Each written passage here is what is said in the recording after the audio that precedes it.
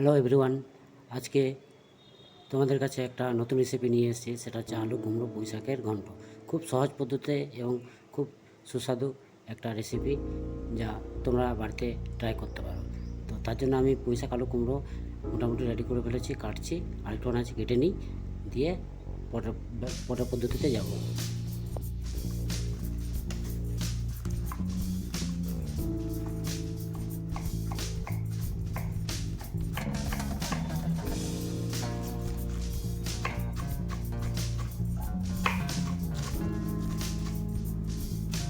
কুমড়োটাকে কেটে নিই এবার।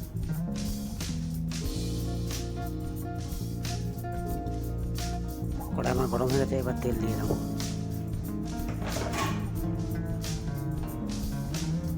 তিন স্পুনের মতো তেল দেবো, যেহেতু শাকটা বানাচ্ছি তো একটু সময় নেবে, একটু বেশি করে তেল দিই।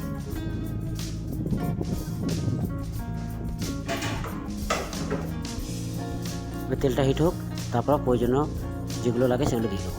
তেল গরম হয়ে গেছে, এবার ফোড়ন দিয়ে দেবো।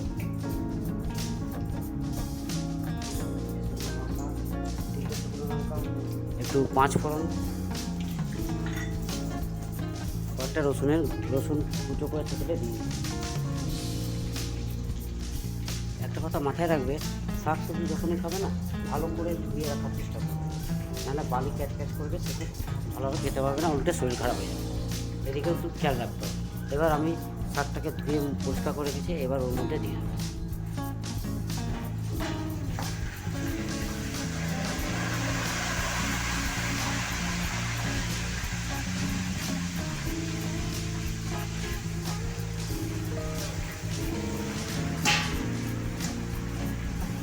আমি যে পদ্ধতিতে রান্না করি না, খুব সহজ এবং সরল পদ্ধতি। এই মানে এই রেসিপিটা হচ্ছে, এই তরকারি হতে হতেও আমি অন্যান্য কাজও করতে পারবো, কিংবা তোমরাও করতে পারবে যদি এই পদ্ধতিটা অবলম্বন করো। একটু ঘেটে নিই, ঘেটে দিয়ে ঢেকে দেবো।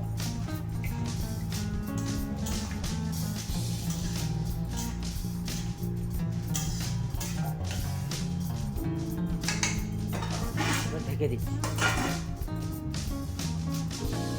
এবার ঢাকনাটা খুলে দিচ্ছি এবং হলুদ, নুন, লঙ্কা এবং নুন দিয়ে দিচ্ছি। নুন দিয়ে ঢেকে দেবো। এবার বাকিটা সেদ্ধ হয়ে গেলে আমাদের কুমড়ো আলু পুঁই শাকের ঘন্ট রেডি হয়ে যাবে। খুব সহজ পদ্ধতি, পারলে তোমরা বাড়ি ট্রাই করবে।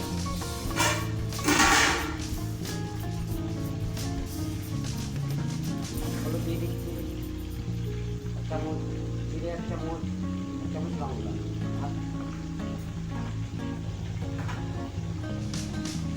এক চামচ তার মতো নুন দিয়ে দিলাম।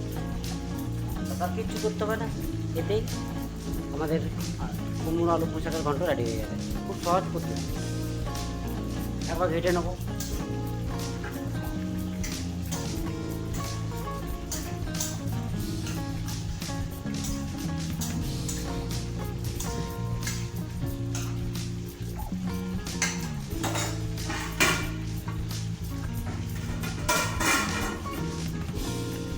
আমি এই জন্য সহজ সরল পদ্ধতি ব্যবহার করি, কেননা দেখো আমার কত রকম কাজ চলছে। এখানে মাছ ভাজা চলছে, এধারে তরকারি হচ্ছে, কুমড়ো ঘন্ট হচ্ছে, এধারে ভাত হচ্ছে, আবার দেখো এধারে আমি ফল কাটবো, মানে আমি এধারে রান্নাবান্না হচ্ছে এবং এধারে কাজও হচ্ছে। এই জন্যই আমি খুব সহজ সরল পদ্ধতি অ্যাপ্লাই করি এবং খুব সহজেই রান্নাবান্নাগুলো হয়ে যায় এবং খেতেও ভালো লাগে, টেস্টি হয়। পারলে তোমরা বাড়িতে ট্রাই করবে। এবার রান্নার সঙ্গে দেখিয়ে নিই কত দূরে গিয়েছে। মোটামুটি আমার রান্না কমপ্লিট হয়ে এসছে। আর বললাম না, তার সাথে সাথে আমার ফলও কাটা রেডি আছে, মানে একসাথে দু তিনটে কাজ চলছে। যদি এই পদ্ধতিতে তোমরা রান্না করো, তাহলে তোমাদের অনেক কাজ হবে এবং একসাথে অনেক কাজ করতেও পারো। আর এখন আমাদের দরকার রেডি।